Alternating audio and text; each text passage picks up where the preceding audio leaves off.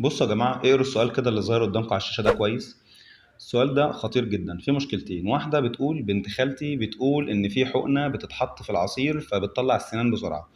المشكلتين فين هنا؟ أولا، إن بنت خالتي اللي بتقول يعني مشكلتنا في المجتمع المصري إن إحنا بنسمع كلام أي حد. الطب ده متاح للجميع، أي حد معدي يفتي ويقول اللي هو عايزه. قرايبك يتكلموا في الطب عادي، بالذات طب الأطفال يعني. اللي واقف في الصيدلية بيتكلم. مع احترامي طبعا للجميع. الممرضه بتاعت الصحه تقول لك لا اعملي وما تعمليش. بنت خالتك اللي خلفت 4 عيال وكبروا ففاكره نفسها بقت دكتوره. فدي مشكله، بنشوف من الكلام ده بلاوي بقى، بسبب نصايح اللي مش عارفين. نخش على الفيسبوك وعلى الجروبات ونكتب واعمل ايه، واللي توصف دواء واللي توصف حقن واللي توصف معرفش ايه. فدي مشكله كبيره. المشكله التانيه فين؟ في قصه الحقنه دي بقى تحديدا، اللي هو بيسموها في المجتمع المصري حقنه المشي. تقول لك عشان بتطلع السنان بسرعه او بتخليها تمشي بسرعه. هو ليه بسرعه؟ يعني ليه مستعجلين اصلا؟ مش كل حاجه بتحصل في ميعادها؟ مش ربنا عامل ميعاد لكل حاجه؟ احنا قلنا قبل كده ان الطفل مقبول انه ما يسننش لحد سنه و3 شهور. فلما يكون ابنها مثلا 8 شهور ولسه ما سننش، ايه المشكله؟ ما تصبري. ليه تروحي تديله حقنه تضره؟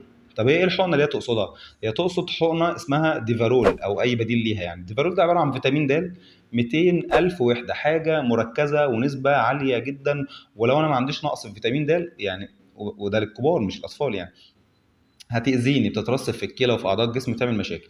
وبالتالي ما ينفعش اخد الحقن دي بدون تحاليل وبدون دواعي طبيه وبدون ان يكون عندي مشكله. الناس اللي تروح تاخد كالسيوم عشان يقول لك بيساعد في التسنين، بيساعد في المشي، يعني بيساعد ليه؟ يعني ايه يساعد؟ ما تصبري وهي هتبقى كويسه، هتمشي في الميعاد اللي ربنا كاتبه لها وهتسنن في الميعاد. اصل متاخره عن قرايب ما فيش حاجه اسمها، ما بنقارنش حاله بحاله. في طفل بيسنن 6 شهور، وفي طفل بيسنن عند سنه، وفي طفل بيسنن عند 10 شهور، هكذا. كل ده طبيعي. انا التزم بايه؟ ان انا الطفل متاخر ولا مش متاخر؟ هو ده السؤال. لا، سنه و3 شهور ما سننش مش متاخر. لما يعدي الكلام ده نروح نحلل ونتاكد ان سبب النقص هنا نقص كالسيوم مثلا. اروح اخد كالسيوم على تحليل، مش كده يعني، مش عشان واحده كتبت لي على الجروب ولا واحده جارتنا نصحتني. خلاص.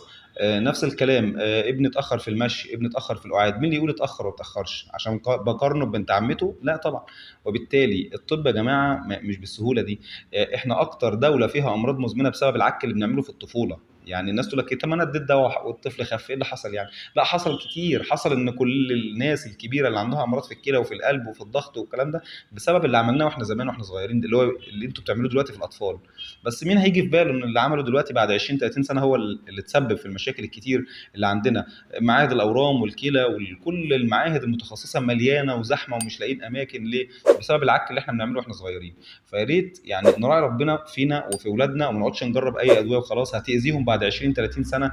مش هيجي في بالك، ولا الله اعلم نبقى موجودين ولا لا. بس هو ده السبب. يعني الناس العيانه كلها دي بسبب ايه؟ ان احنا دمرنا الكلى والكبد والبنكرياس بسبب العك بتاع الادويه اللي بنعمله في الطفوله. خلاص. فيا ريت نلتزم بكلام الدكاتره. هم الناس دي يعني تعبوا وشقيوا وذاكروا وسهروا عشان خاطر يديك المعلومه. فلما اقول لك ممنوع الكالسيوم ما تقعديش تقاوحي.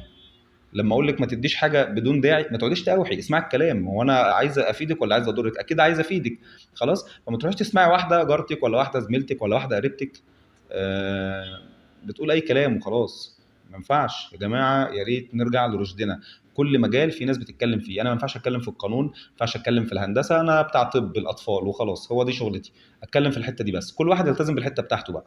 ماشي. شكرا.